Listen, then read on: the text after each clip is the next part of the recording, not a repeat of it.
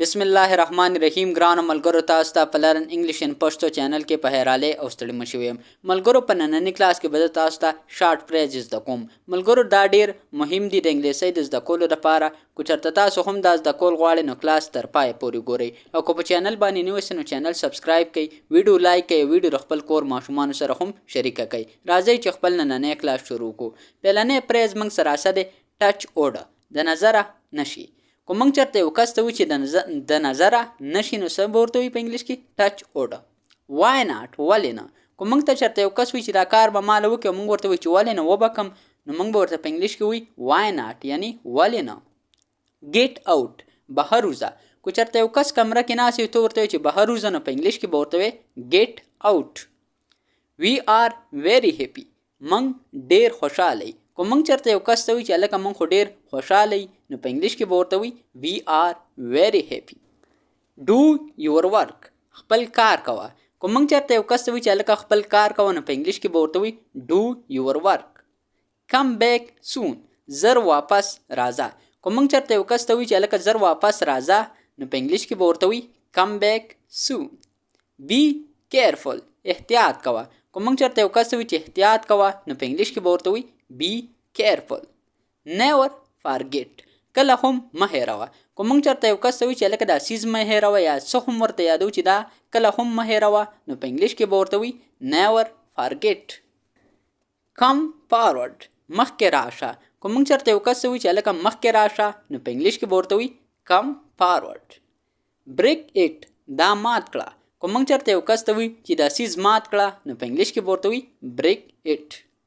ناٹ ناو وس نه کو موږ چرته یو کس ته وی چې وس نه یعنی په دې وخت کې نه نو په انګلیش کې به ورته وی ناٹ ناو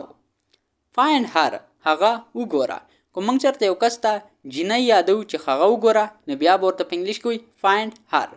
کو موږ ورته چرته یو لک یادو نو بیا به ورته وی فایند هیم یعنی هغه وګوره بیفور دیٹ دینه مخکې کو موږ چرته یو کس ته وی چې د دینه مخکې یعنی د دې کار نه مخکې یا د دې ټیم نه مخکې نو په انګلیش کې به ورته وی بیفور دیٹ بولډ دیس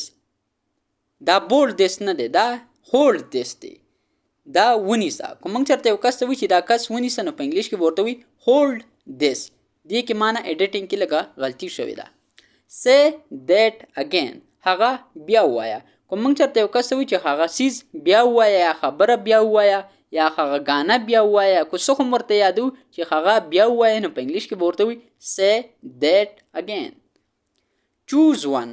یو خوښ کړه کو موږ چرته یو کس له ډیر سیزونه راوړو موږ ورته وی چې په دې کې ځان له یو خوښ کړه نو په انګلیش کې به ورته وی چوز ون ویټ آوټساید بهر انتظار وکړه یا بهر ودرېږه موږ ورته وی چې لږ صبر وکړه نو په انګلیش کې به ورته وی ویټ آوټساید ګیټ لاست د مخې نه مې لرې شه کو موږ چرته یو کس زموږ مخې ته ولاړ او موږ ورته وی چې زما د مخې نه لرې شه نو په انګلیش کې به ورته وی ګیټ لاست ډونټ ټربل می ما مه تنګوه کو موږ چرته یو کس ته وی چې لکه ما مه پازابوه یا ما مه تنګوه یا ما مه ډسټرب کوه نو په انګلیش کې به ورته وی ډونټ ټربل می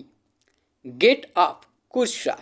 د ګیټ اپ څه مطلب دی کو موږ سره چرته یو کس په ګاډي کې ناست دی او موږ ورته وی چې لکه کوز شه نو په انګلیش کې به ورته وی ګیټ اپ ګیټ اپ چې کومه دی د ګاډي کوزیدلو نه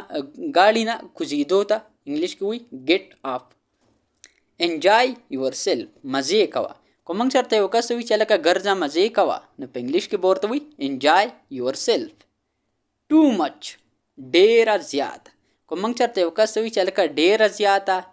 بیا خو موږ تاسو ته په دې زه نور هم کلاسونه جوړ کړم چې د ټو مچ دې څه مطلب دی په دې ما جوړ کړی دی خو بیا به هم درته جوړ کړم او که موږ چرته یو کس وی چې ډیره زیاته مننه نو موږ ورته وی تھینک یو سو مچ دا هم ورته ویلی شو خو دلته هغه خبره نه ده دلته موږ وی صرف وی ډیره زیاته نو د ډیرې زیاتې لپاره به موږ څه استعمالو ټو مچ چیر اپ خوشحاله شه کو موږ چرته یو کس وی چې لکه خوشحاله شه په دې سیز باندې نو په انګلیش کې به ورته وی چیر اپ ډونټ بادر تکلیف مه کوه کو موږ چرته یو کس ځای ته ورشو هغه موږ له ډېر خوراک تیاری چای تیاری روټۍ وغیره دا څیزونه تیاری او موږ ورته وی چې لکه تکلیف مه کوه نو په انګلیش کې به ورته وی ډونټ باتر سو بس ټیک ټاک کوم موږ چېرته یو کس ته وایي چې بس ټیک ټاک یا دا سیس بس ټیک ټاک دی نو په انګلیش کې به ورته وایي سو. دا بالکل یاد لرئ، دا ډېر مهمه فریز دی.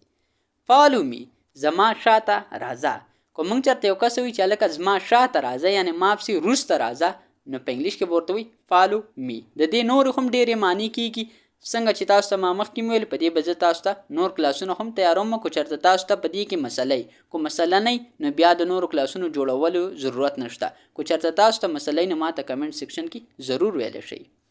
اټس اوکې څه خبره نه ده. که موږ نه چېرته یو غلطي وشي یا د یو بل کس نه غلطي وشي او ته ورته وایي چې هېڅ خبره نه ده،